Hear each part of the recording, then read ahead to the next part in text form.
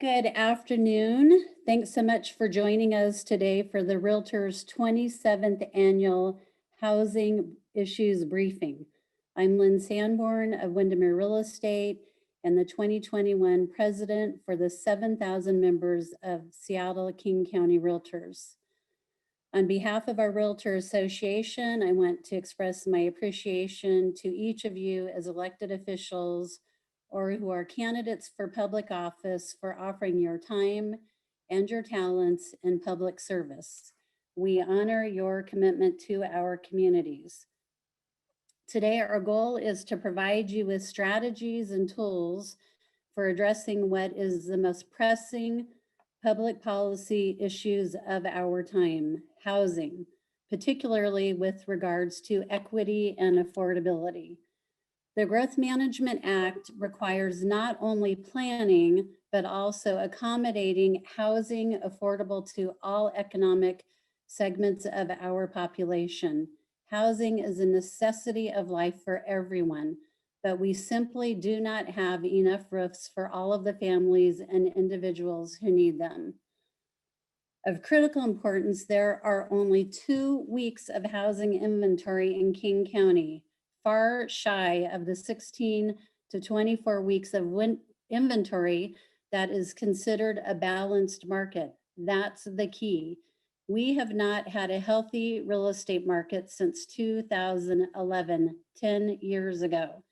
And since that time, we've been well below 8 weeks of housing inventory here in King County. Our real estate market is out of balance. Inadequate supply relative to the actual market demand for housing here in King County has forced home prices sky high. For the month of April this year, the median price for single families in King County was $830,000. This hurts our families, our quality of life, our environment, the economic competitiveness of the region, and eventually the tax revenues our state and local governments need to provide basic services. Today, we have the opportunity to learn from our distinguished speakers about housing policies that will help restore affordability, accommodate housing affordable to all economic segments of our population, and build strong communities. While the chat will be disabled, question and answer is available, and we will address audience questions for Matthew following his presentation, and then at the end of the briefing for our panel speakers. To take us through this important discussion, I am very excited to introduce our keynote speaker, Matthew Gardner. Matthew is the Chief Economist for Windermere Real Estate. Thank you, Matthew, for joining us today. You are very welcome. 27th year, congratulations on having gone so long. And welcome to all of you. I know that this last year has been an issue for many of us, obviously, and a lot of us getting zoomed out. And so I'm very grateful that you took time out of your schedules to listen to me give an overview on the situation that Lynn just discussed. So with that, I'm going to share my screen and we'll get going. Okay, hopefully you can all see that. So I'm going to start off very briefly with a short commentary on the labor market, because it is certainly very important. And here's why. Last fall, we saw since last spring, we saw a massive contraction in the number of workers. We lost 150,000 of them in almost 151,000 in 1 month. Started to recover again. You can see it turn negative in the fall. That was because of the resurgence of new COVID-19 infections that was seen, but we have picked back up. However, if you look at the chart to the right, total employment is still down significantly from where it should be, or certainly where it was prior to COVID-19 kicking in. We're still down by approximately 80,000 jobs in the county. What I find is interesting is if you look at the job losses and who was losing them, naturally leisure and hospitality, hotels, bars, restaurants, the most impacted. They've seen some recovery, but higher income households really weren't that impacted. And why? Well, many of them, including myself, started working from our dining room tables. And so it really has been unbalanced. However, I was pleased to see a complete return in terms of construction employment. They've got all the jobs they lost back and some. Also, retail trade has done very well. The information sector really didn't suffer at all. And that's thanks to our technology centers here. But today, leisure and hospitality certainly, and aerospace, you can see down at the bottom, continue to weigh. On the other hand, a positive actually is Amazon. And this is an interesting chart I thought I would share with you. The dark blue bar you see is their presence here in Seattle. The light blue bar, well, that's the east side. And they are going to be growing significantly there and not in Seattle going forward. And it wouldn't surprise me to see somewhere between 25 and 30,000 workers at Amazon working on the east side by the end of 2025. Why are they doing it? Well, I'm not going to get into a too political discussion on why they are not necessarily turning their backs on Seattle, but looking elsewhere, where their belief is that the political climate is a little bit, shall we say, more polite to them. In terms of growth, I will see decent gains this year. I expect we'll probably add about 60,000 jobs. That's still going to leave us well below the level we saw back last February. But if you look at it on a more myopic basis, the unemployment rate just in the city of Seattle in April was 4.5%, down from 13.7% a year ago. Bellevue, a little bit better, 4.4%, and that's down from 11.6%. What I do expect to see, however, as we move forward, it's quite possible we'll see a lot of businesses moving either to part-time remote working or full-time remote working, although I don't see that as being a major issue. However, a lot of companies will now, when they're thinking about expanding, not necessarily expand in the mothership, in their main center. They'll move likely towards what's called a hub and spoke model. And the hub and spoke model, in essence, means that you'll still have that main office, but they'll be sending out subordinate offices. And a lot of the reason for that is housing costs, which I'll talk about just momentarily. So will we grow? Will we recover? I think we will. However, are there issues ahead of us? Very much so. And the biggest one, well, as Lynn mentioned, it is housing. And following on from what she mentioned, if you look at listing activity, I went back, believe it or not, through a lot of written records that I have dating back to the early 1990s. I could never find this level or low level of inventory. And it really has never been lower. And so it is very, very hard. Why is this? Well, we're not moving as frequently. In fact, back in the mid-2000s, we were moving on average about every 4.5 years. It's now every 10 years. So we're not moving because our jobs, we're staying put. And because of that, naturally, we still continue to create new households. They need to live somewhere. And if people aren't moving, well, that's going to be a problem. However, at the same time, sales have really beaten the long-term average for the past several years.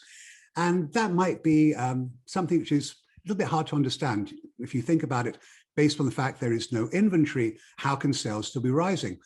Well, as Lynn mentioned as well, we're in a situation whereby homes are selling almost immediately. And because of that, they're not actually counted within the inventory numbers, which are taken as the number of homes available on the last day of the month. Right now, it took an average of 9 days for a single family home to go pending in May. Really quite remarkable. And again, as Lynn mentioned, we have just 2 weeks of inventory.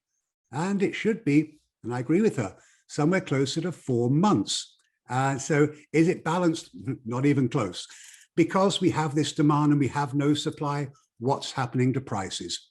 So here I look at median home prices over time, and they have risen dramatically. Now, I like to look at median as opposed to average, because if you think about it from an average standpoint, the average sale price in May, $1.074 million. That's up 36% from May of last year. Now, of course, we know what was going on last spring. So you've got to treat year over year numbers with a bit of caution, but it is still dramatic. And the median home sale price in May was $870,000. That's up 29% from a year ago. But it's not just that. Let's look at listing prices, which are as important. The average list price, was $1.445 million. Median list price, $900,000. So is it a problem? Absolutely. Prices have been growing at well above national rates. And why has this been happening? Well, let's look at it in a slightly different way. To start out with, if you look, I took numbers going back from 2000 to now, and these are nominal dollars. Prices have gone up by 268% in that 21-year period. Now, you take nominal dollars, it means that the value of each of these dollars naturally was depreciating over time because of inflation. So what happens when you take inflation into account? Well, then all of a sudden we are up by a little bit better, 144%. So it's really extraordinary. So it is a problem. And even though you can say, well, it is better, that is clearly unsustainable any way you look at it. So how have prices been able to get to this point? Well, let's look at mortgage rates. Now, today's monthly payments certainly are higher than they were, but as interest rates dropped, well, then you could actually find people, their buying power increased. And so when you adjust those payments for inflation, it's up by 39%. Now, that might sound good, and it's certainly a bit lower than we saw at the height of the housing bubble. But nationally speaking, and I ran these numbers for the country as well, it's actually lower. Payments are down by 6% than they were in 2000. Now, of course, there are things like taxes and down payments to consider. And so you've got to be a bit cautious when you look at the numbers. However, this is something which at some point has to slow down. It just, unfortunately, I'd like to say it can continue, but ultimately we are going to see mortgage rates rise. This is going to impact people's buying power. For every 1 percentage point increase in mortgage rates, you can afford to buy 10% less house. Now, we have an affordability problem. We know that. I'll talk more about that in a minute. But at some point, we are going to start seeing rates rise. And as we do, well, that is going to be a further issue when it comes to affordability. On the multifamily side, again, they're a bit different. Urban condos certainly were a worry for a time. We saw a significant move away from our downtown core because, amongst other things, of COVID-19, but it has certainly seen some improvement. And we have also seen the suburban condominium market actually do a lot better than our urban market. Now, we've seen prices start to soften in terms of overall sale. We'll get to the price in a minute. Overall sales, again, somewhat lackluster. I'm not going to talk about new construction too much because there's very few number of projects. But what I would say is, can we build our way out of it from an urban condominium standpoint? No, we can't. Why? Cost of construction. It's going to cost a developer north of $1,000 per square foot to build a high-rise type 1 vertical construction project, which means they're going to have to sell those units somewhere in the $1,300 to $1,400 a square foot range to make a margin. That is very rarefied air.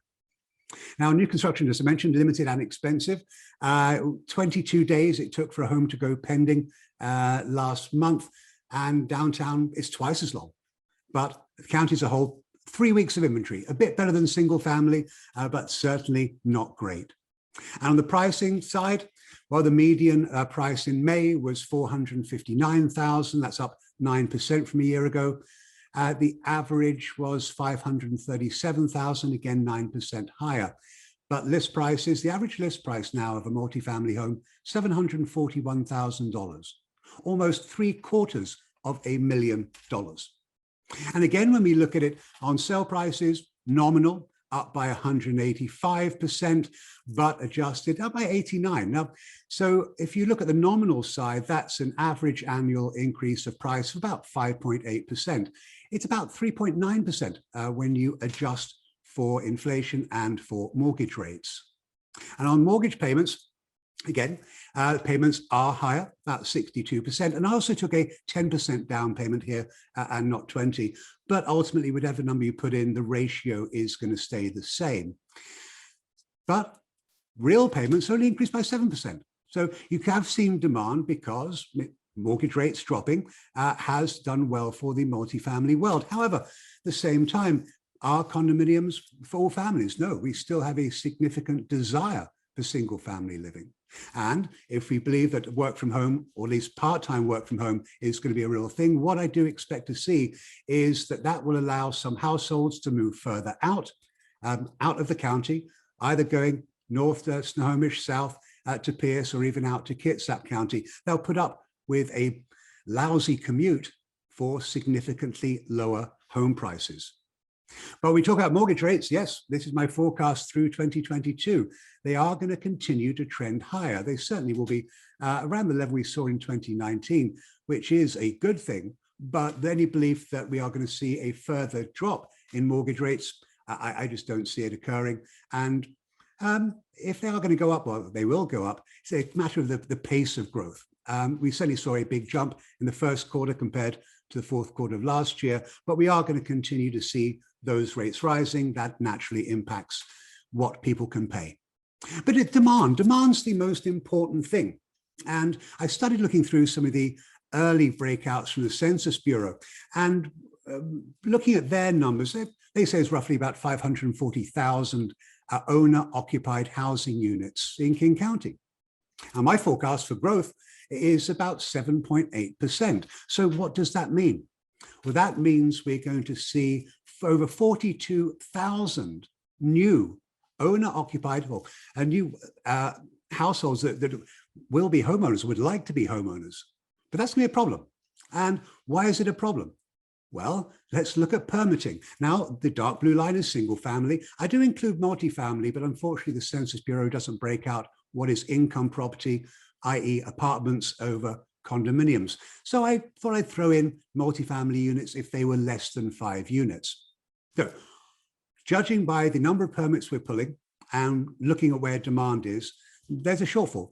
We need, on average, about 8,400 new permits, well, new structures to be built, units to be built to meet demand. We're only doing 5,000. Now, certainly we know there's a lot of issues when it comes to construction, and there's in essence 4 corners to it: land, regulation, labor, and materials. Land costs, we're not making any more of it. As Linda attested to, GMA was set up in 1990, ratified by all counties in 1993. It defines where you can and where you cannot build. It must, however, and one of the requirements is to meet GMA population requires for out of Puget Sound Regional Council that we have enough land out ahead of us for the next 20 years. Unfortunately, however, in my opinion, the methodology is fatally flawed, and it includes land which, quite frankly, no one will build on. And at the same time, we need to make adjustments to what those numbers look like in terms of demand, because not in terms of demand, sorry, in terms of supply, land supply, because it can say, based upon the current methodology, that yeah, sure, we've got enough land, but in reality, do we? No, we don't. I'm actually working with the University of Washington right now on recreating a methodology which we believe will be significantly better. And ultimately, hopefully, when we start releasing some of our figures, it will suggest that we need to do something about it, because we just do not have the amount of land out in front of us to meet that ongoing demand. And because of the issues we have on land supply, it's affordability. The Washington Center of Real Estate Research at UW, who's been putting out these great numbers since 1992, it has never been affordable for a first-time buyer to buy a home in King County. And the last time it was affordable for all buyers, well, that was just we were coming out of the bursting the housing bubble back in 2012. This is problematic. So when I looked at it, I thought, well, an interesting way to look at affordability is by looking at median incomes, looking at median home prices, and saying, well, what can people afford to buy? So based upon where mortgage rates are, median home prices for all buyers in the county, well, $638,000 is what they can afford to buy. What does that mean? Well, this is just select cities within our area and the number of units that were on the market on the first day of this month that are technically affordable.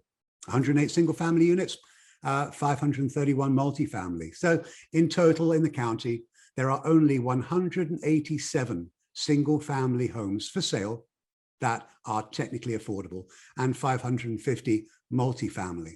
So it might sound like a lot, but quite frankly, it really isn't, given the size and our population in our area. But this is for all buyers. What about first-time buyers? Well, look at first-time buyers.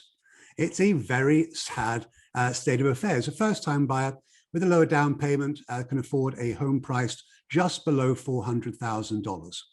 What does that mean? Well, quite frankly, we have got 37 single-family homes and 249 multifamily homes. That's in the entire county that are affordable for first-time buyers. Is that something we should be concerned about? Well, absolutely. Let's think about it this way.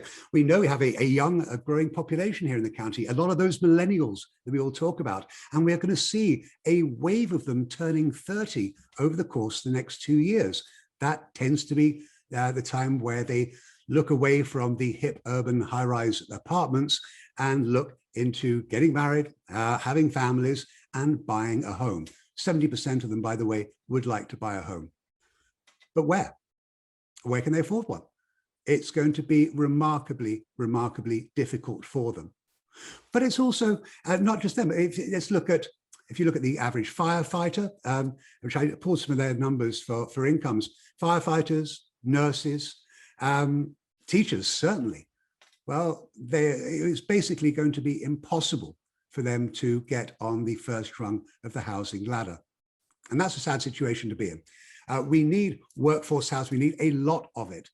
But given land costs we talked about, which is very expensive, not making any more of it, and those boundaries are unlikely to be changed. But it's not just that. Material costs, we all know what's going on with lumber, or same thing with steel, same thing with aluminum. Those prices are going up. Labor costs are going up. No one's learning to become a plumber, carpenter, or an electrician. And finally, the most vital thing, in my opinion, well, let's look at regulatory fees. Nationally, roughly 25 cents of every dollar it costs to build a home are regulatory fees. And multifamily, it's about between 29 and 30 cents. That makes it very hard because any builder, they will put those numbers in, all the costs associated, put some profit in, and it will spit out a price they have to sell the unit for to make a margin. Well, what if that price is $1 million, but the market price acceptance point is only 600,000? Are they going to build it? No, they won't. And so we know the builders are put on this planet to do one thing, and that's build housing, but there are significant obstacles in their way. I want to touch now on a situation of forbearance.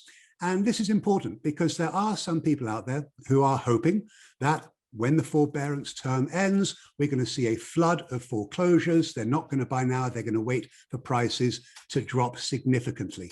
Well, if we look at the state as a whole, here in King County, about 3.1% of all households in the county are in the forbearance program. It's not the low, and there's some markets you can see here that are lower, but it's certainly not a massive number. And when you think about it, 3.1 here, it's down from north of 6 we saw back last June. But you also have to add into that people who are late in their mortgage payments by 90 days, but have yet to go into or are not in the forbearance program. That's about another 1.2%. So in total, in the county, there's about 16,600 homes in forbearance and about 6,400 who are delinquent, about 23,000. Now, that is still only 1/3 of the homes which were lost to foreclosure back when the housing bubble burst. Now, do I expect all these homes to enter foreclosure? No, I don't. I think so many of these families will find a way either to refinance, extend the term of their loans. Banks don't want their homes back. So anyone that's hoping to see prices drop because of forbearance, it's unlikely. But what is also interesting is if you look at different cities, I just took a select number of cities and looked at the share of homes in forbearance and also delinquent.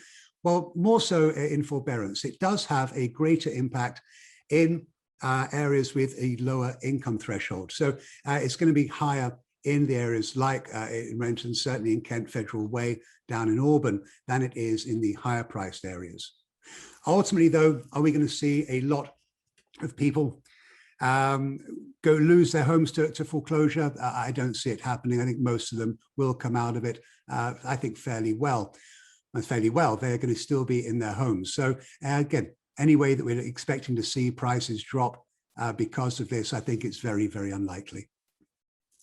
Ultimately, however, yes, work from home is real, but it's not going to be a full-time thing. I do expect to see a blend of some time in the office, 2 or 3 days maybe, or 2 or 3 days a week at home.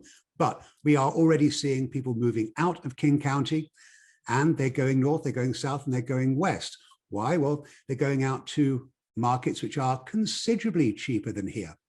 And they're either buying a home in all cash or putting down very significant down payments. I mentioned earlier, they'll put up with a lousy commute in favor of a cheaper mortgage, or indeed sometimes more mortgage, no mortgage.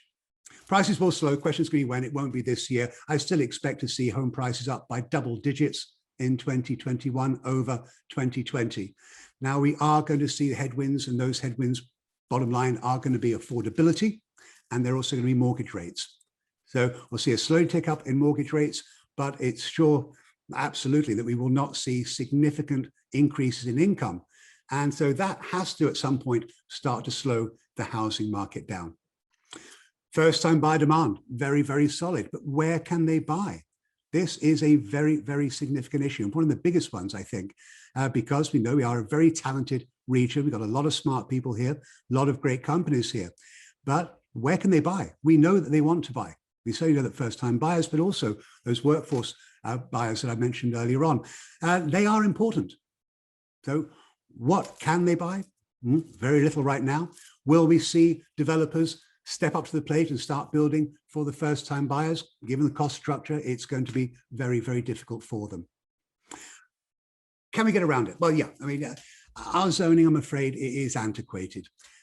You cannot, the only way we can get out of this horrendous situation of housing affordability is to increase supply. That is just a classic thing and something which there's no other way we can address it. Because we need to increase housing stocks, if we don't, here's what I want you to think about. A lot of companies are here, certainly a lot of companies would like to be in our region. However, when they're looking around, there's two things they think about more than anything else. One, is there a talented workforce that we can hire? Well, we are remarkably smart here, check that box. Number two, however, is how much do I have to pay people? And the biggest component of salaries, cost of living. At what point are businesses going to say, I can't afford to pay people that much? And as that happens, they're going to start looking at other markets, either here in Western Washington, or they'll move out further. Excuse me. We are already seeing a greater interest in Spokane. We've seen significantly greater interest in Boise, Idaho. Boise, by the way, is a market that has already recovered all the COVID-19 jobs that were lost back. Also, believe it or not, Las Vegas. Now, why do I choose those three markets? Well, in all three of them, you can buy a brand new, never lived in single family home for less than $350,000. Good luck finding a shoebox here for that amount. So unless we address housing affordability, it's not just going to have an issue with that pent-up demand that we have. At some point, businesses are going to start thinking about looking elsewhere and not coming to our market. Ultimately, I think it's a lot of things that are good about our region, certainly. And I think that is not going to change. We are still, quite frankly, benefiting from people moving here from California. They're living there not just because of taxes, but they're moving up here for a better climate, less forest fires, but also we are cheap in comparison. I never thought I'd say that, but there's only going to be so much demand from our friends moving up here from the south. Unless we address this, we could lose our competitive advantage, because we certainly have one, and we need to build more. We can do it. How can it be done? Well, we need to start looking at our elected officials and start saying, well, is zoning appropriate? Maybe it was. Zoning was created here in King County back in 1937, and it made sense up until the 1960s. But after that, probably not. In fact, zoning is more restrictive now than it was in 1970. Now, that's a scary thing. 70% almost of residential land in the city of Seattle is zoned single family. Does that make sense? Oh, I'm afraid it doesn't. Now, unfortunately, however, people are very bifurcated. They're either on one side of the fence or not. A lot of them say, I want to embrace housing for everyone, just don't build it next to me. But there are others who don't want to see any change. A lot of people I speak to say, well, I love where I live. I don't want it to change. I don't want to see additional multifamily developments. They think people are going to be throwing up massive high rises. They won't. But we do need to start looking at it based on the fact that, does it make sense today? We know we can't make more land. We know we have very restrictive zoning. We know we have growth management. But at some point, we've got to change. At some point, we've got to grow. Because prices the way they are right now are unsustainable. Although I don't see a market crash, affordability is a problem. It's great if you're here. 42%, over 42% of all owner-occupied houses in King County have more than 50% equity, a remarkable number.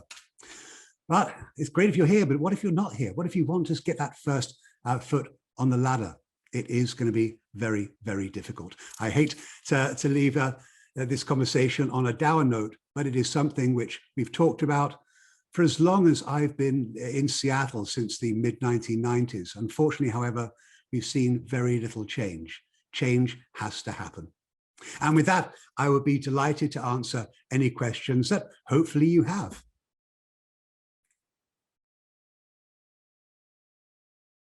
Are these being moderated, or am I just asking them?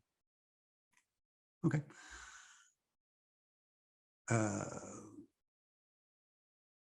Well, okay, the question I have from Mike Connolly. Hey, Mike, what analytics do you use to determine what is an affordable home?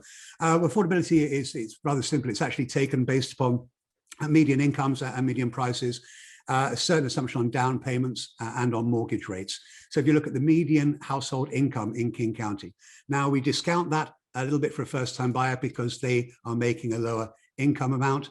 And we also include with the first-time buyers a lower down payment as well. Hopefully that answers your question.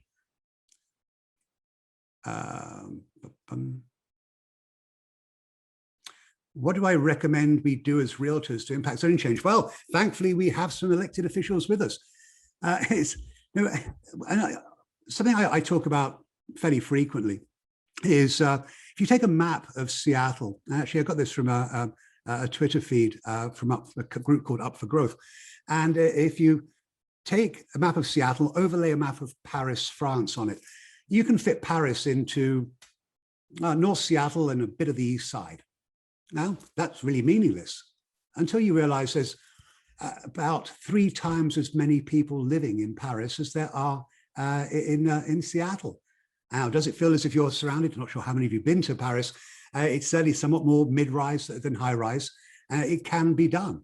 So what we need to do is we really need to step up to the plate and speak to our elected officials on getting them to do a couple of things. One, we need to reconsider GMA and the methodology behind the buildable lands analysis that every county has to do every other year.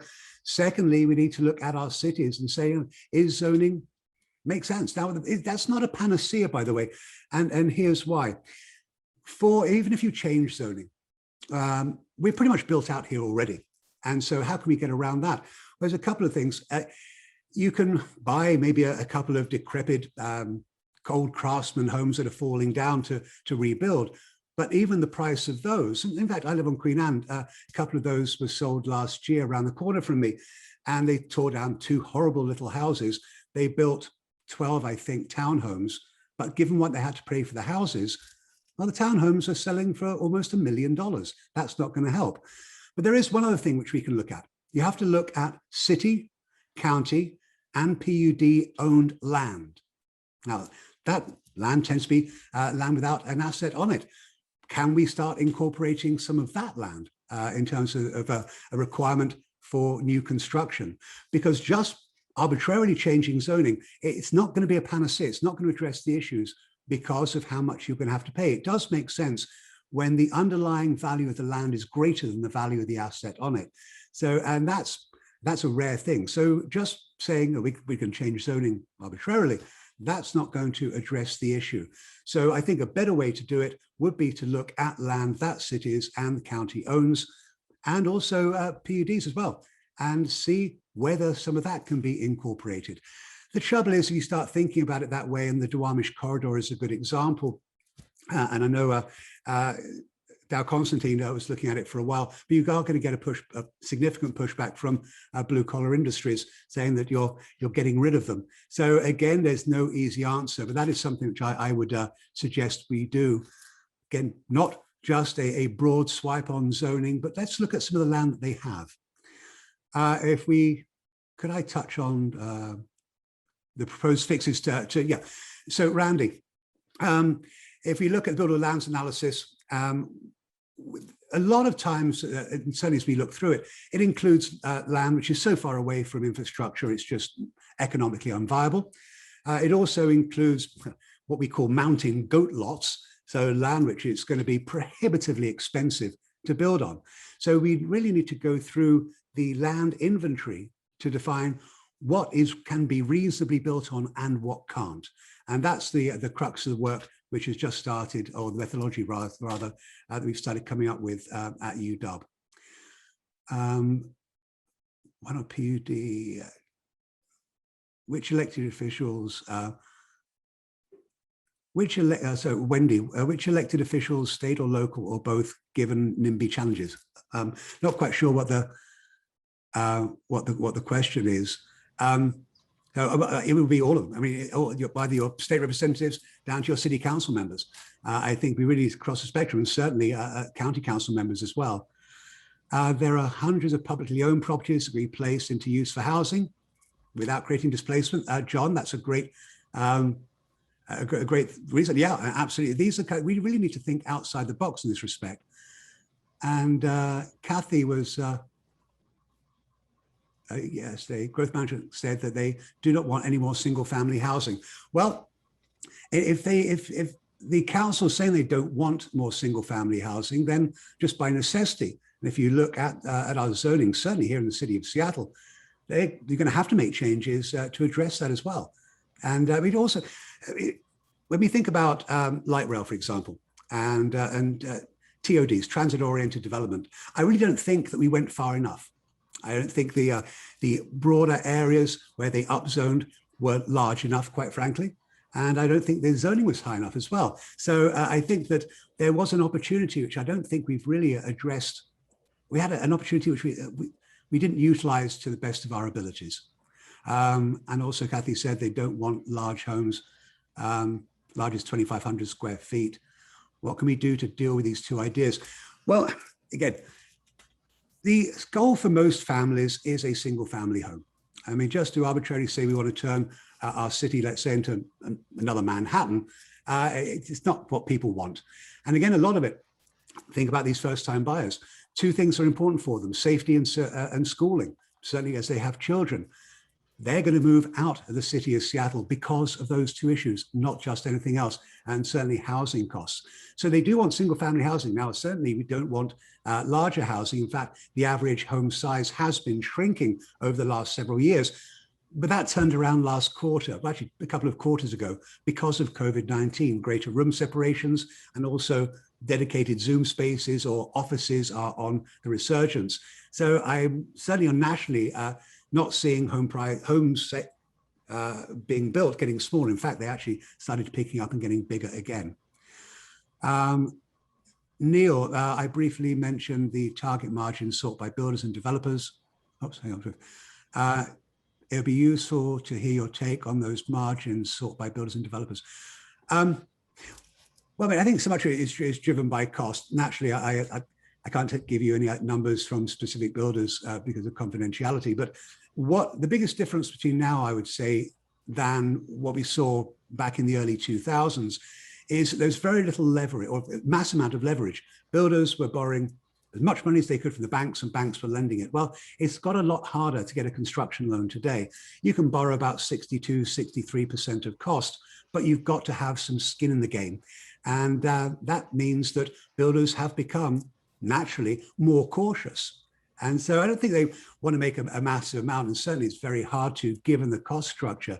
But ultimately, yes, they need to make a return.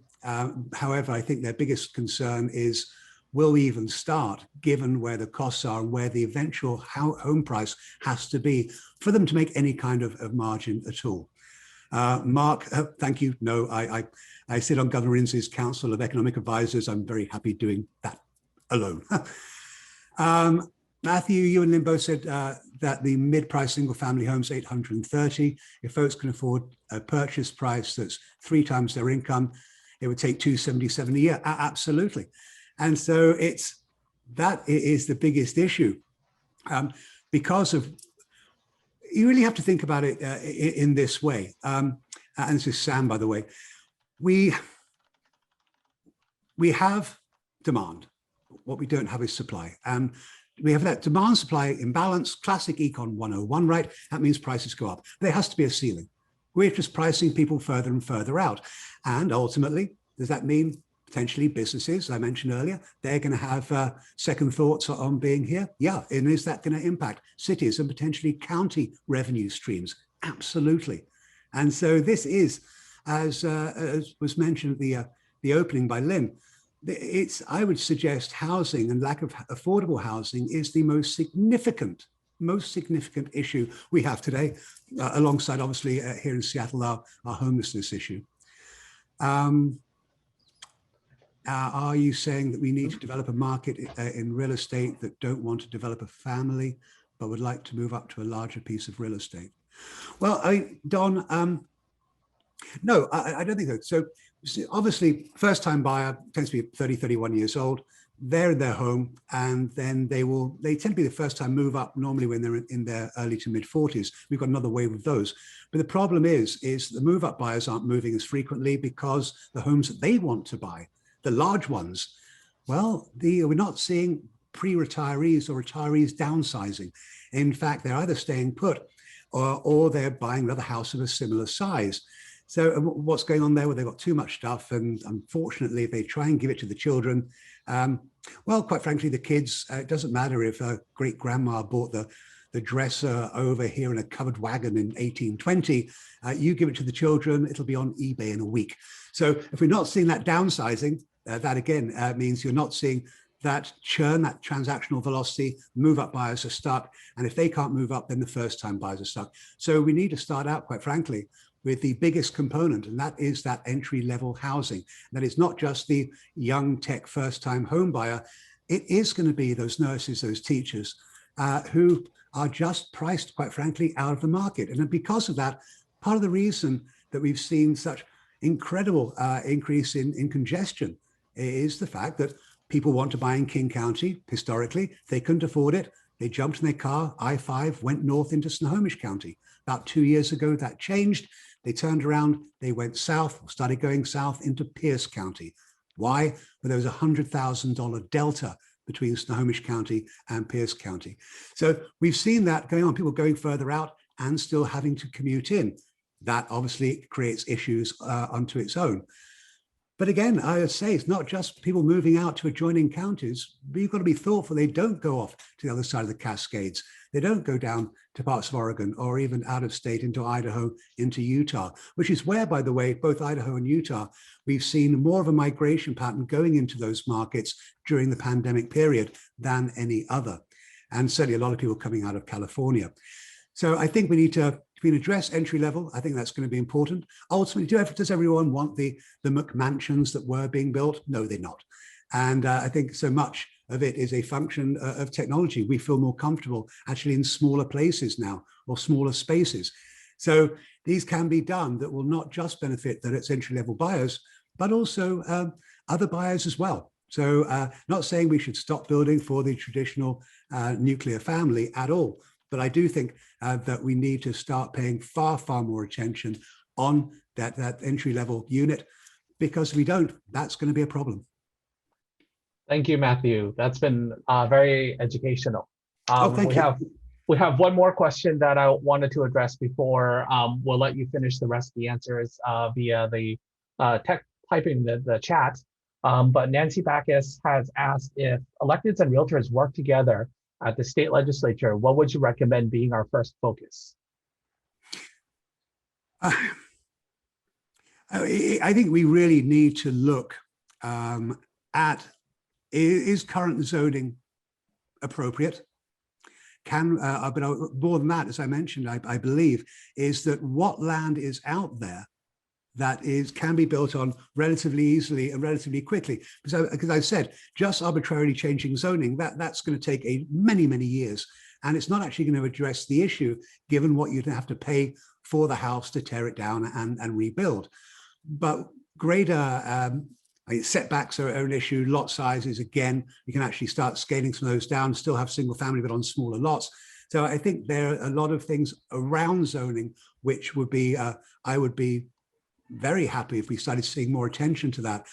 But at the same time, let's look at land supply, and let's look at the land that cities and the counties own. Again, I mentioned earlier PUDs, because that, I think, is the low-hanging fruit potentially in terms of starting to address the issue. But quite frankly, it's not an issue that's going to get addressed overnight or even close to it. But unfortunately, we've been kicking the ball down the road for decades now. Thank you very much. We'll let you finish the answers and give your voice a rest, and by text. Thank Do you. you want to type my responses or answer them here? Just type your responses in the question and Okay, answer. I'll do that. Great. All right. Thank you. You're welcome. Hi, everybody. My name is Eddie Chang. I am the VP of Government Affairs for Seattle King County Realtors. And welcome to the second part of our panel. To start off, this year, the Realtors prior legislations down in Olympia were, number one was House Bill 1335, which concerns property notification of unlawful racial restrictions on our title. And happily, it passed by an overwhelming vote. And so that has passed and been signed by the governor. Another priority legislation was Senate Bill 5024, sponsored by Senator Patton and Senator Peterson. And that one reduces the barriers to condo construction on both the permitting side as well as the financial side. And that one has also been passed and signed. A third priority for us this year was House Bill 1157. And that one relates to increasing housing supply through the Growth Management Act and housing density tax incentives for local governments. Unfortunately, that one did not pass through both chambers, and it's something we will discuss in our panel. But in the meantime, if Andy, could you kick off the video for us on missing middle housing, please?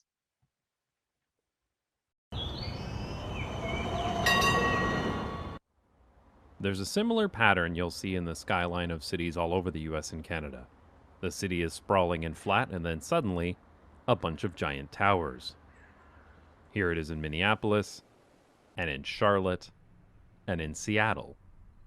But compare that to almost any European city, and you'll get a much smoother progression of buildings with lots that are of an in-between size. When I criticize American car-dependent suburbs, there's a common knee-jerk reaction. Someone will inevitably claim, I live in the suburbs because I don't want to be crammed into a concrete box in the sky, as if there's no alternative between a concrete tower and car-dependent suburbia with asphalt as far as the eye can see. Now, you might just dismiss this person as being an ignorant idiot, and to be fair, they probably are. But there's a small bit of reality in that statement, because in most of the US and much of Canada, those are your only two options to live: an apartment or a single-family home. There's almost nothing in between.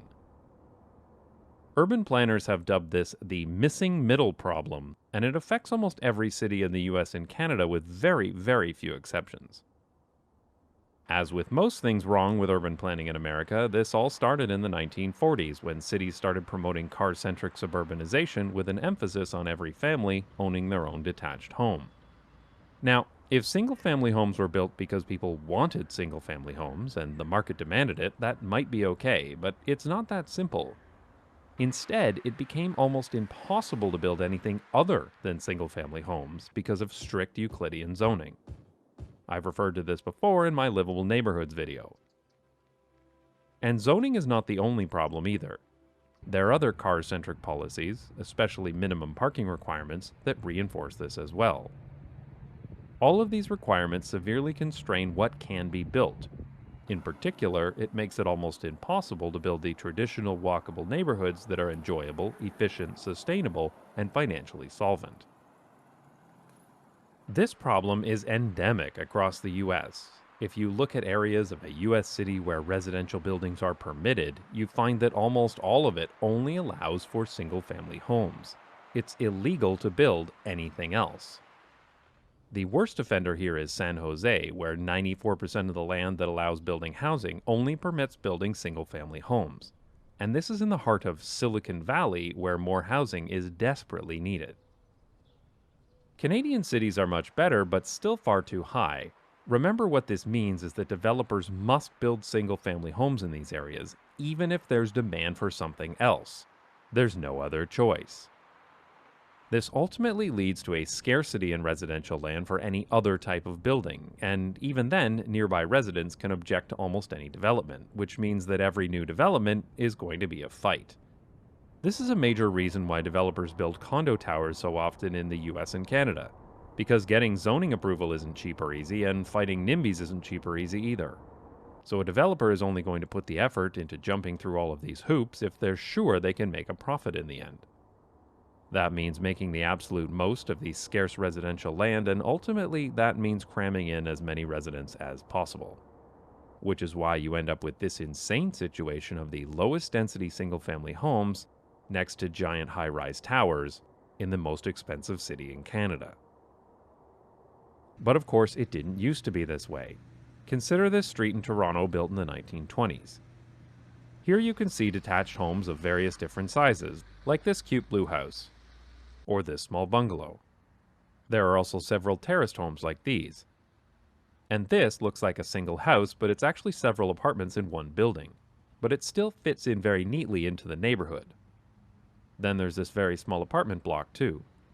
And these small terraced homes that have clearly seen better days.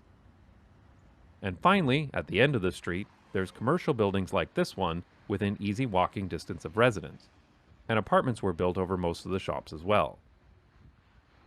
Today, it is nearly impossible to find any place in the US or Canada where all of these different types of buildings would be legal to build on the same street, something that would be completely normal before the 1940s. But even if you could get the zoning variances to build this small multi-unit building, which you can't, the neighbors would absolutely lose their minds. We can't have people of marginally lower socioeconomic status in our neighborhood, and what if their skin color was different? Could you imagine? So instead, we get a 40-story condo tower down the street. The situation in Europe is very different. Here in the Netherlands, for example, you'll very often see mid-rise buildings that are 5 floors or less, and many terraced homes as well. It is possible to find single-family homes too, of course, but it's not the only type of housing available. This street, in Duivendrecht, an utterly normal city near Amsterdam, has terraced homes mixed with semi-detached homes and small apartment buildings, all in the same place. This provides so much more choice in the housing market, especially for families. Not everybody wants to maintain a big house with a big yard and live in a place where you have to drive to do just about anything. And it also allows for the type of enjoyable, livable, walkable urban neighborhoods that I'm constantly praising on this channel as being some of the best places in the world to live. You can even live in a concrete box in the sky, if you like that kind of thing. So maybe you don't like these kind of homes, and that's okay, they don't like you either. But even if you don't like these kind of homes, you have to justify why it is illegal to build these kind of homes in almost every neighborhood in the US and Canada. Now, of course, eliminating single-family zoning doesn't eliminate single-family homes. These houses can still be built if there's demand for it. It just means they would no longer be the only type of homes that can be built. Thankfully, some cities in North America are starting to make some progress with this issue. In 2019, Minneapolis abolished single-family zoning and now allows building duplexes and triplexes in any neighborhood in the city. Vancouver has recently made it possible to build duplexes in all residential neighborhoods, though not triplexes. And even better legislation means that Portland can once again build housing that used to be considered normal, such as fourplexes and cottage courts, which are several small homes around a common yard. These cities are taking a good step forward, but they're still very much in the minority. And unfortunately, other regulations, such as setbacks, lot coverage rules, or minimum parking requirements, can still make it difficult to build anything other than single-family homes. Also, even with these zoning changes, there are still far too many dense but livable housing options that are not permitted, such as courtyard buildings, townhouses, and small apartment buildings. Ultimately, if US and Canadian cities want to succeed, they're going to have to start undoing car-centric housing policy, and ending single-family zoning to make the missing middle legal again is a good first step. And then they can start to bring back the enjoyable, walkable neighborhoods they used to build without having to live in a concrete box in the sky. I'd like to thank my supporters on Patreon who pay me to film random people's houses. If you'd like to support the channel and get access to bonus videos, visit patreon.com/notjustbikes. Thank you, Annie. First off, we have State Representative Joe Fitzgibbon. Representative Joe Fitzgibbon was elected to represent the 34th District in 2010. He chairs the House Environment and Energy Committee and sits on the Appropriations and Rural Development, Agriculture and Natural Resources Committee. He also serves on the Select Committee for Pension Policy. Prior to his election, Joe was a legislative staffer and member of the Bureau Planning Commission. Joe's top legislative priority is the fight against climate change. He has sponsored and helped enact laws reducing Washington's greenhouse gas emissions from transportation, electricity, refrigeration, and buildings, improving marine habitat protections for salmon, orcas, and forage fish, and promoting smart growth in transit-oriented communities. He has also worked to increase funding for transit, to pass criminal justice reforms to right the wrongs committed in the war on drugs, and to expand voting rights. Joe grew up in Burien and lives in West Seattle. Representative Fitzgibbon, thanks for joining us. Thanks, Eddie. Thanks for having me. Yeah, so you were a co-sponsor for the House Bill 1157, which was one of the Realtors' priorities. First off, can you tell us, the crowd, a little bit more about the bill? Sure. So House Bill 1157 is a bill intended to incentivize cities to legalize more housing types and to allow a little bit more housing supply in their jurisdiction. And one of the things that we've found over the last few years is that the legislature has been more able to find consensus around carrots for cities to allow more housing types than sticks. Now, I believe that the housing shortage is acute enough that we need both carrots and sticks to be in our toolbox, but in the absence of being able to find agreement around compelling local governments to allow more housing diversity, carrots are a good part of the solution. I sponsored a bill in 1923, which passed in the 2019 session to strongly incentivize cities by providing both planning grants to cities that took actions to upzone, as well as providing appeal protection under the State Environmental Policy Act and the Growth Management Act for actions to increase the housing supply. So 1157 builds on that trajectory of incentivizing cities to take proactive action to allow more housing to be built in their jurisdictions. And it did this by allowing cities to designate a density incentive zone where the city would upzone within a certain neighborhood. And then as a function of the new housing development that will be expected to come into that zone that had the new that had been upzoned and allowed more housing, that the city would accrue a larger share of the real estate excise tax revenue generated by the new housing development within that zone.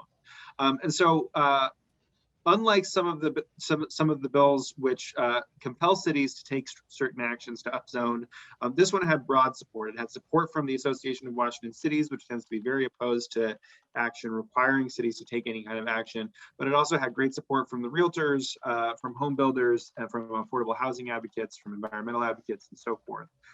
So we had good support for this bill in the House. Unfortunately, it did not make it out of the Senate Ways and Means Committee, even though it passed the House by a vote of 93-4.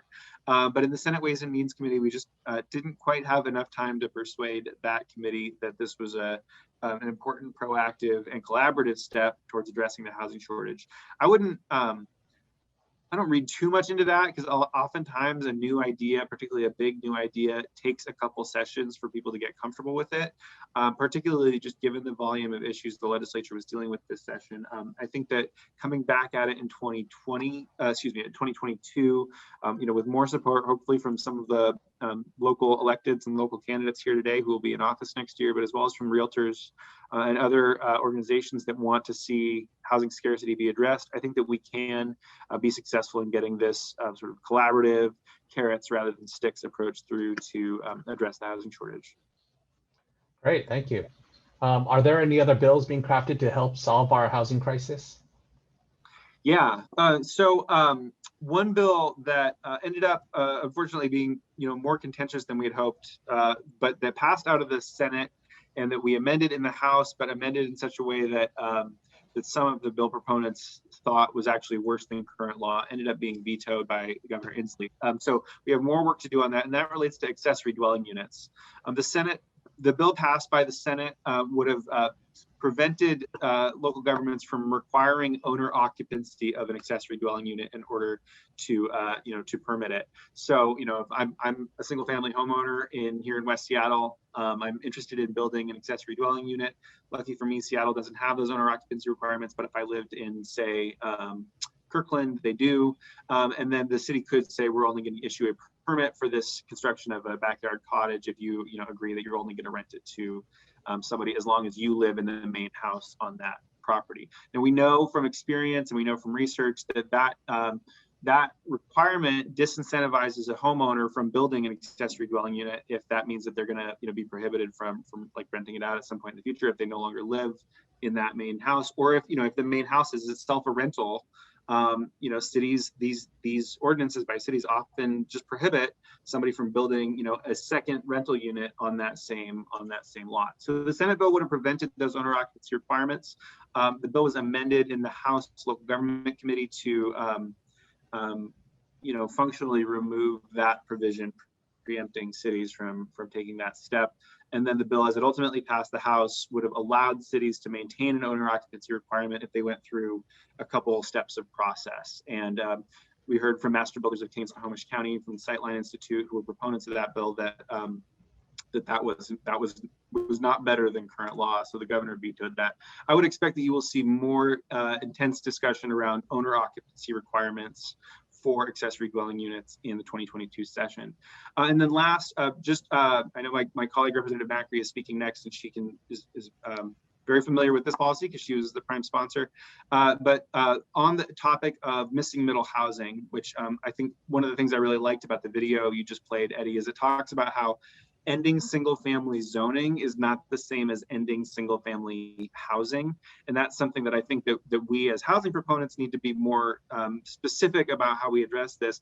End single family zoning sounds really scary to a lot of people because it sounds like we're going to prohibit single family homes from being built.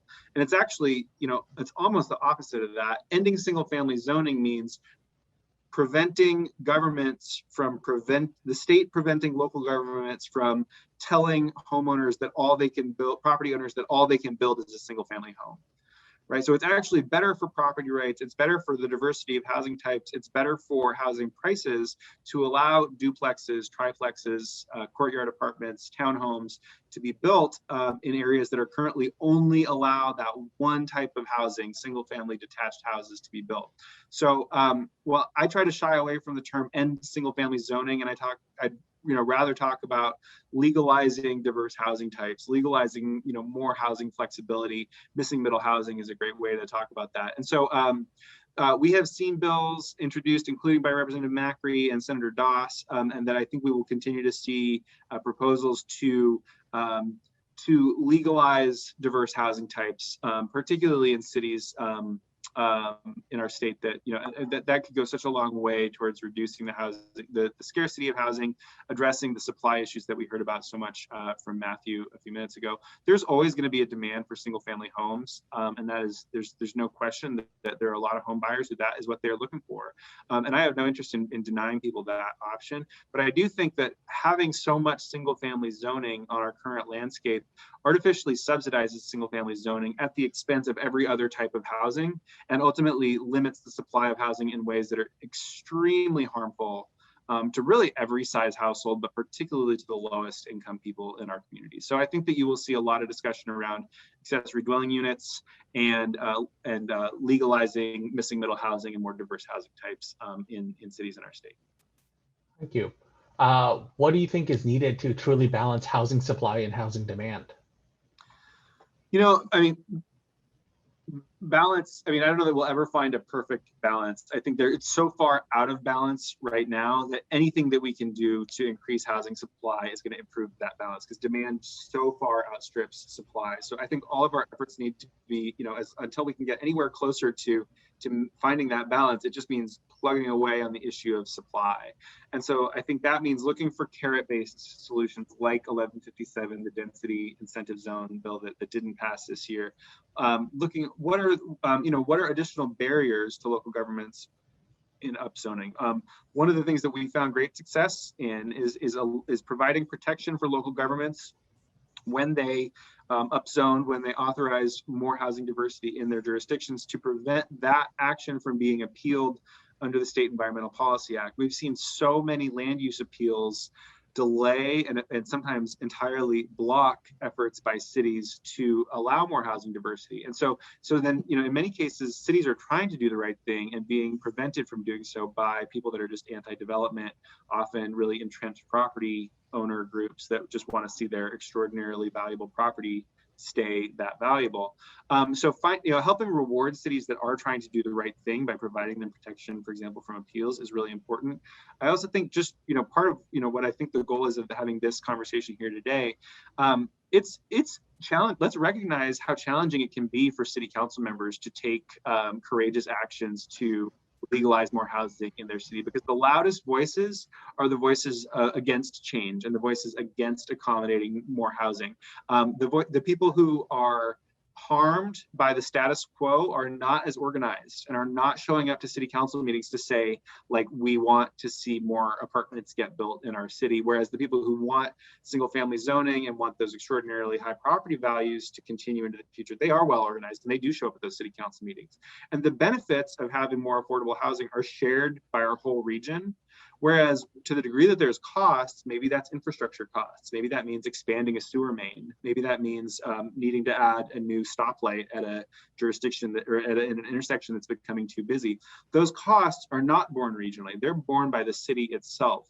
And so let's find ways to support the city council members that are taking those courageous actions to address the regional scarcity of housing by providing them the infrastructure funds that they need, for example, to address places where the sewer main or the water main needs to be expanded, where a new stoplight needs to be added. And that's one of the things that I think was so innovative about House Bill 1157, which was requiring that cities use the new dollars generated from that expanded share of the real estate excise tax to be used for things like implementing their comprehensive plans, the housing element of their comprehensive plans, using that for the infrastructure necessary to support low and moderate income housing, construction of capital facilities that promote livable and walkable neighborhoods. It is a real constraint that local governments are under, their fiscal constraints, and making sure that we're addressing those infrastructure needs so that those city councils that are taking that aggressive action, do the right thing to address the housing scarcity, the housing shortage that is so acute in our state, are rewarded, and that they're not punished by the forces of inertia and the forces that are here to defend the status quo. Okay. Are state mandates to local jurisdictions necessary to solve our housing crisis? I think so. Until we see more local governments step up and and there are so many local governments. I look at the city of Olympia, which went through a multi-year fight to legalize missing middle housing throughout their city. There are cities that are taking those steps to do the right thing. There are also some cities, and I don't want to name names, but there are some cities that are more comfortable with keeping things the way they are, keeping, an acre per, one home per acre lot sizes, right? Within the urban growth area, that is not sustainable. We're not ever going to have an adequate housing supply to address housing affordability as long as we have zoning that's that wide. And so, unless we start to see local governments of all sizes get as aggressive in legalizing diverse housing types as, say, the city of Olympia or the city of Shoreline have been in recent years, then I think state mandates are going to be necessary as a backstop. And I'd like to see that backstop be utilized for as few cities as possible, because I want cities and city councils and their planning commissions and the residents of those cities to work collaboratively and say, what is the right cityscape for us? We need more housing, but how do we want that to look? Do we want that to be a really dense downtown, or do we want that to be, more density throughout all of the zones in the city? Like, those are questions that I think are best addressed at the local level. But what's not acceptable is for cities to say, we're just not going to change at all. We want the same number of people to live here now as lived here 30 years ago. There's enough cities out there like that I do think that state mandates are going to be necessary. Thank you, Joe, for your ongoing efforts in addressing the need for more housing. We appreciate your efforts in helping address our housing needs. Next, we have Representative Macri from the 43rd. Representative Macri was elected to the Washington House of Representatives in 2016 and represents the 43rd Legislative District of Washington, which includes Seattle neighborhoods, downtown, First Hill, Capitol, Madison Valley, Madison Park, Montlake, University District, Ravenna, Wallingford, Fremont, and Phinney Ridge. She serves as a Vice Chair of Healthcare and Wellness Committee and is a member of the Appropriations Finance Committee. She's also a member of Washington State LGBTQ Caucus. Nicole has more than 20 years of experience championing progressive causes on issues around affordable housing, homelessness, human services, and mental health.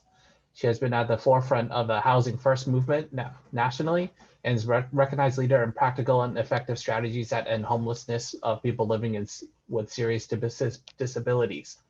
Outside of the legislature, Nicole is the Deputy Director for the Downtown Emergency Services Center in Seattle. Representative Macri, thank you for joining us. Thanks so much. It's great to be here, Eddie. Yeah, the House Bill 1220 passed the legislature in 2021. The bill addressed several housing issues that our city council members will need to address. The first aspect of House Bill 1220 addresses the siting of transitional or permanent supportive housing in our cities. As a backdrop, King County now has a new 0.1% sales tax with a $400 million bondage package to pay for emergency housing. Some cities opted to opted out of sending their sales tax money to the county. And when the new hotel shelters were set up, there were some outcry in those surrounding communities. For example, the Renton City Council passed an ordinance requiring hotel housing more than 200 people to be empty by the end of the year. Representative Macri, for our cities, how does House Bill 1220 address the siting of supportive housing? Thanks for that question, Eddie. I'd say first and foremost, House Bill 1220 requires that cities not only plan for, but also plan for how they're going to accommodate all types of housing that includes supportive housing. And as we've seen homelessness really explode over the last decade throughout the King County region and in actually in all areas of our state, it becomes more urgently important for cities not only to plan for missing middle housing, which you and Representative Fitzgibbon talked about, and which I think the video went into really well, but also to plan for the housing needs of the lowest income people among us, including those who are homeless. So that is, I think, step number one. The bill also requires the Department of Commerce to play a more supportive role to our local cities in providing critical data about housing need projections. And then finally, as you are talking about, it sort of expands the protections around where supportive housing can be built or limits prohibitions around the construction of supportive housing. And I think more than anything helps to underscore this principle that, people should live where people live, right? So if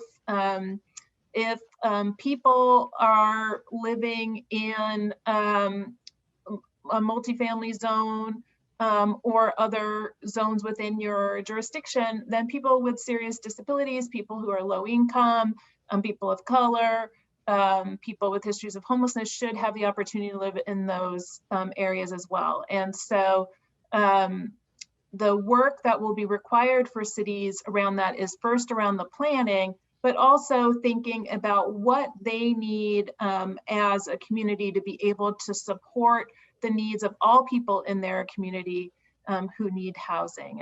And Rep. Fitzgibbon referenced House Bill 1923 from a couple of years ago. That bill said that supportive housing must be allowed in all zones that allow multifamily housing.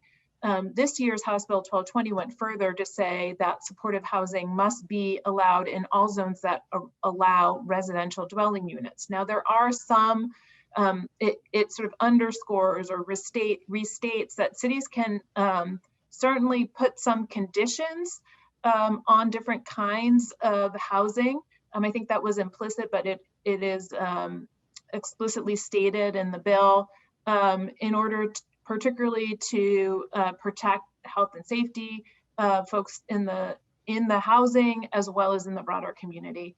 But I think what it does is send a message to all communities around the state that when we talk about expanding housing, we need to talk about the full breadth of housing needs and not just cherry picking the housing that is more profitable or sometimes more desirable in some areas of the state. Thank you. The bill also addresses housing goals of the GMA to help meet the housing needs of all economic segments in our communities. Also, it encourages cities to develop policies to encourage accessory dwelling units. Can you tell us about that?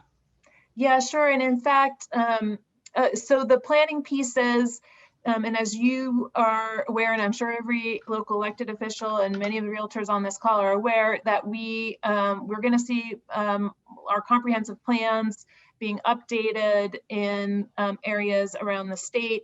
And so planning for all types of housing, relying on the state, bringing the state into this to a greater degree and getting the Department of Commerce to provide cities the support they need to get the data on housing need projections is going to be key, particularly around the kinds of housing that we know are missing from many communities. So that is moderately priced housing, housing that's affordable to entry-level workers, housing that's affordable to the lowest income, our seniors, our disabled neighbors. And so that is all going to be key. I do want to comment, the governor did veto the section around that was specific to expanding policies that encourage the development of a greater number of accessory dwelling units. And you mentioned that.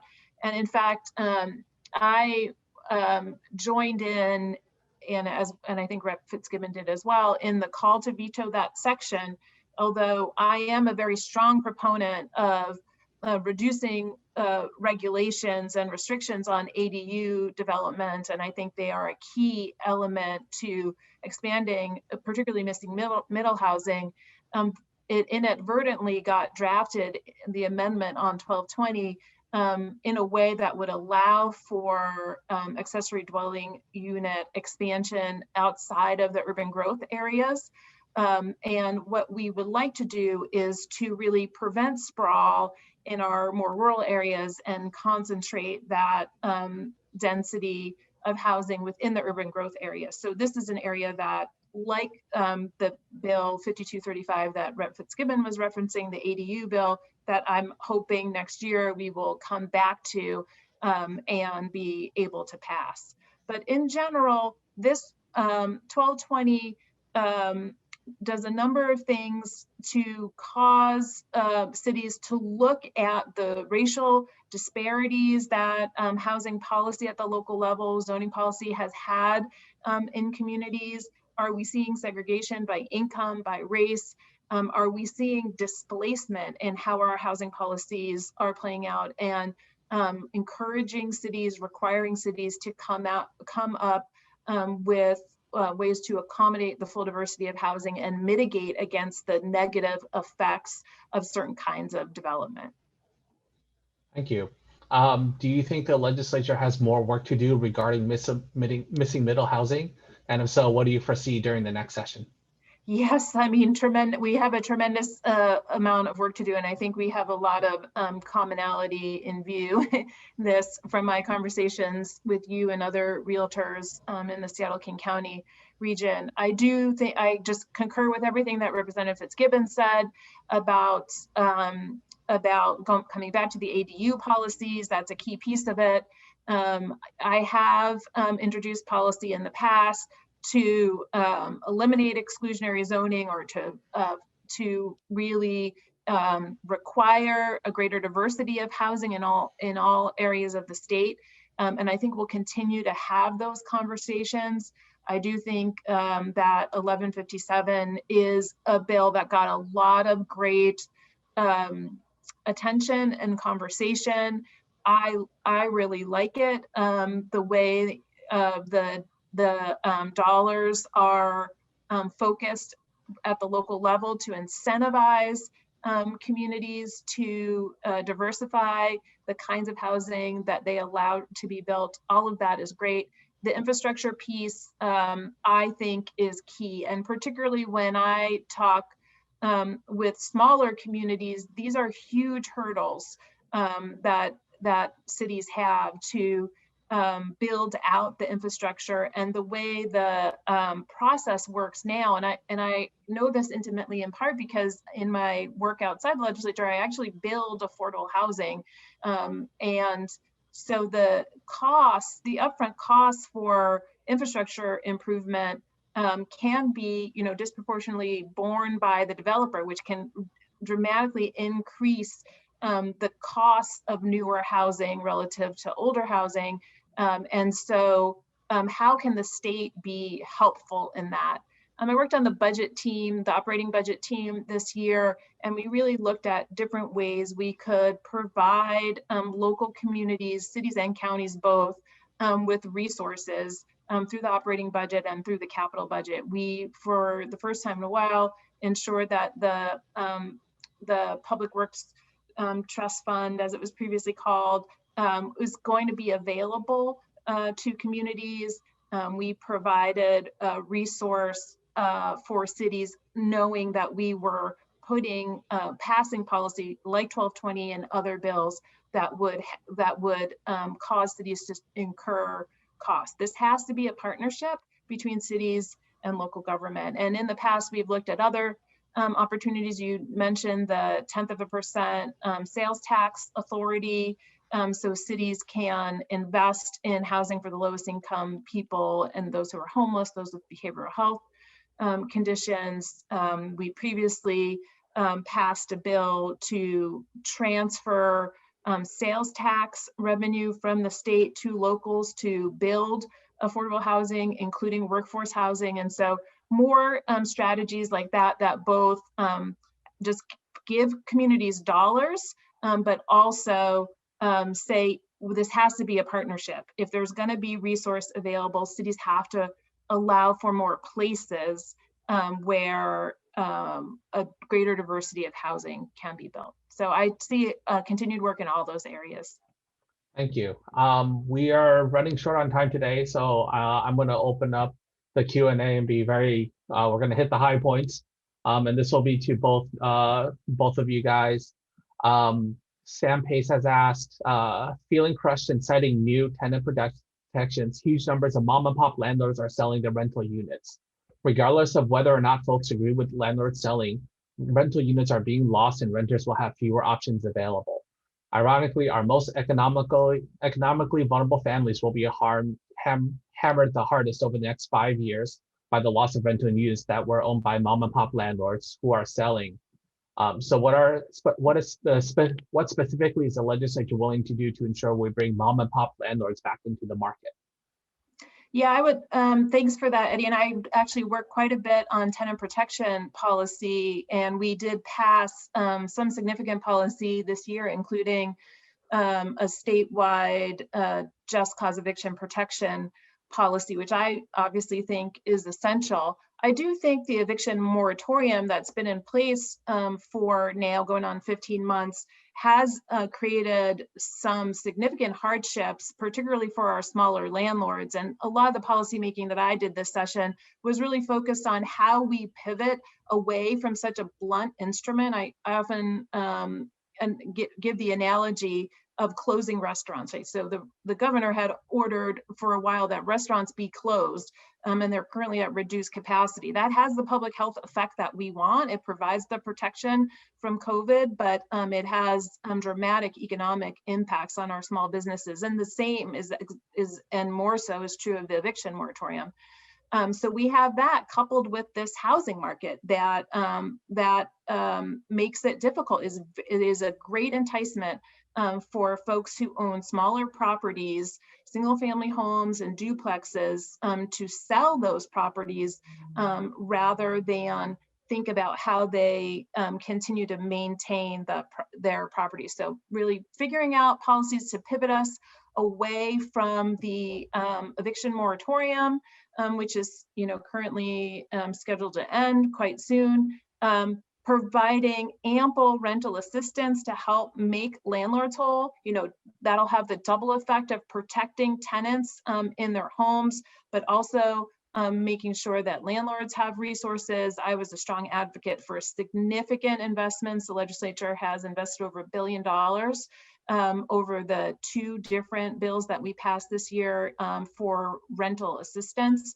And that will disproportionately assist our smaller landlords. So small landlords are, I think, an essential part of the ecosystem of ensuring broad range of housing that's affordable to all folks. And so continuing to find that right balance between protections for tenants, for housing stability, and making sure that our landlords can maintain rental properties is the approach that I've taken, and I've appreciated the engagement from a lot of small landlords on that. So I don't have too much to add to Nicole. She's the real thought leader on this issue. okay. Well, thank you very much for joining us. We are out of time for today, and thank you everybody for attending the housing issues briefing. We hope you guys enjoyed and learned a lot, and we hope to see you all next year. Have a nice day, everybody. Thanks.